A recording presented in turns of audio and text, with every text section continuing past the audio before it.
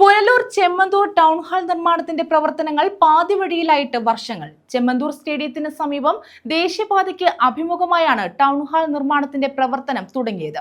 ഒന്നാം ഘട്ട നിർമ്മാണ പ്രവർത്തനങ്ങളുടെ ഭാഗമായി പൈലിംഗ് നടത്തി പില്ലറുകൾ സ്ഥാപിച്ചു.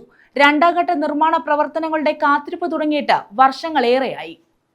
പുനലൂർ ചെമ്മന്തൂർ സ്റ്റേഡിയത്തിന് സമീപം ദേശീയപാതയ്ക്ക് അഭിമുഖമായാണ് ടൗൺ ഹാൾ നിർമ്മാണത്തിന്റെ പ്രവർത്തനം തുടങ്ങിയത്. ഒന്നാം ഘട്ട നിർമ്മാണ പ്രവർത്തനങ്ങളുടെ ഭാഗമായി പൈലിംഗ് നടത്തി പില്ലറുകൾ സ്ഥാപിച്ചതോടെ പദ്ധതി പാതിവഴിയിലായി.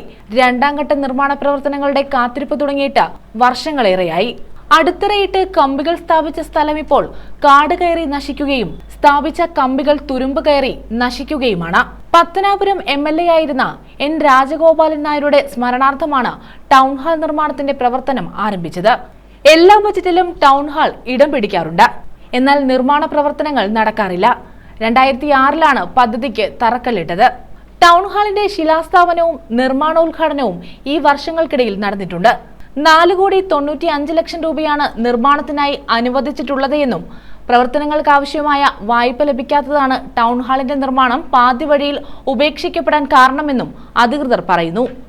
News bureau, Punalur.